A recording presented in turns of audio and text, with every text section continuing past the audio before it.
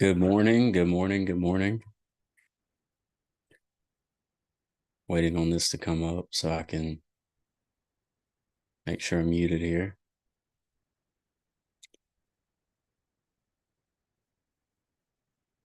Okay. Just a quick word I wanted to give you guys this morning. I have a message that I feel led to deliver.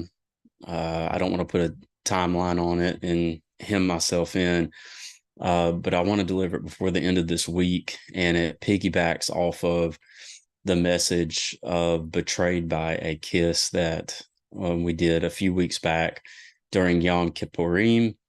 And I think it's a necessary message. I feel like Yah's pushing me to speak on it because of the times that we're in. There's so much confusion.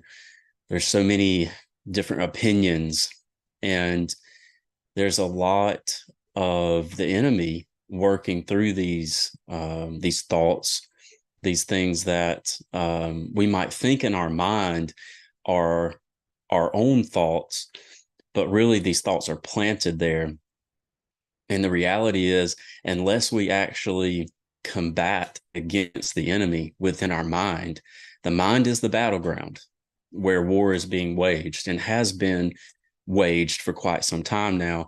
And we would be wise to take up arms in this spiritual battle because it is spiritual. What is happening and manifesting itself physically is actually something that is spiritual. Now, that's not to be insensitive in saying that people are not passing, that people are families, physical families are not being affected by these things. But make no mistake, the battle and how you protect and how you guard your family is absolutely spiritual.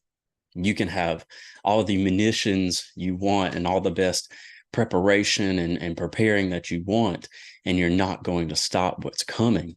You have to be under the wings of Yah, under his protection as he guards his chicks. Like he says in his prophecy, he will gather his chicks under his wings. He will set his remnant aside in the wilderness and take care of us and guard us. So you want to be in that protection and provision of Yah. But how do we get there? I just want to read for you this morning really quickly from Psalms. And, you would think this would be something that it's the first and second Psalm, but they absolutely coincide together, purposely written this way by King David. And so let's just read them right here and let them speak for themselves. So Psalms 1:1, blessed is the man that walks not in the counsel of the wicked, nor stands in the way of sinners, nor sits in the seat of the scornful, but his delight is in the Torah of Yahweh, and in his Torah he meditates day and night. And he shall be like a tree planted by the rivers of water that brings forth his fruit in his season.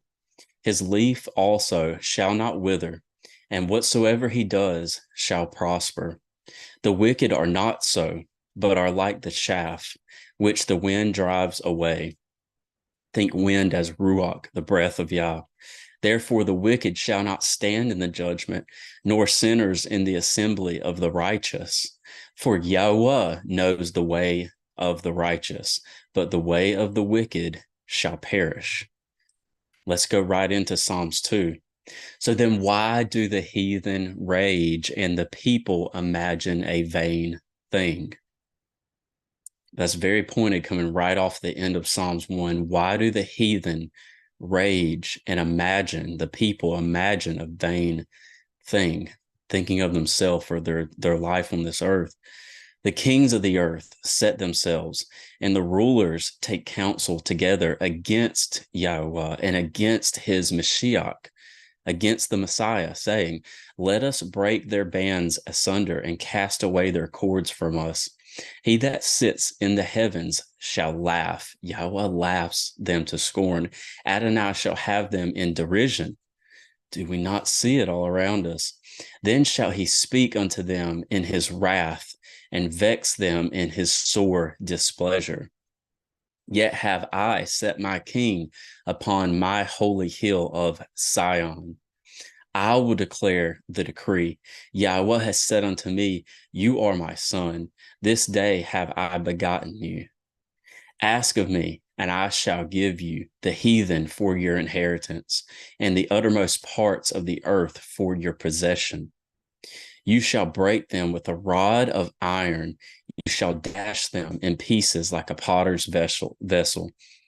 The instructions are like a rod of iron. Your rod and staff, they comfort me. Be wise now, therefore, O ye kings. Be instructed, ye judges of the earth.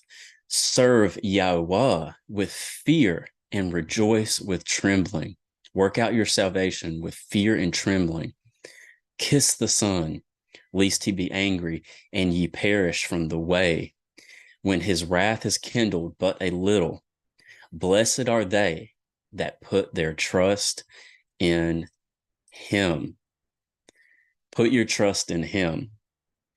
You got to turn the TV off.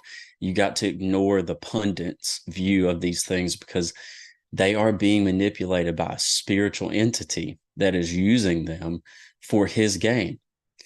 Satan has had 6,000 years to set up this power play right here at the end of his first opportunity to lead astray the sons of men. He'll get another chance at the end of the millennium. And it's not to, don't miss this understanding that at the end of the millennium reign of Messiah, after reigning on earth for 1,000 years, there will still be a massive group. It says millions of people. A massive group of people will rebel against Yahushua HaMashiach, our Messiah, who reigned for 1,000 years with perfect equity and judgment, because they'll be spoiled. They won't remember this testimony of how beautiful his righteous rulings, his rod of iron really truly is, because they won't remember the wicked world that Satan has created for us now to live in. So it's so important for us to understand that this purpose, we fit well into this purpose, because Yah, our Father, has to have people there to testify who have seen both sides, who have lived on this side of iniquity and sin and transgression and wickedness abound, where evil is good and good is evil. Put that in perspective with, how do we get a testimony of how following your own desire of your own wicked heart and not submitting to Yahuwah, how that could lead a world into derision like we are now?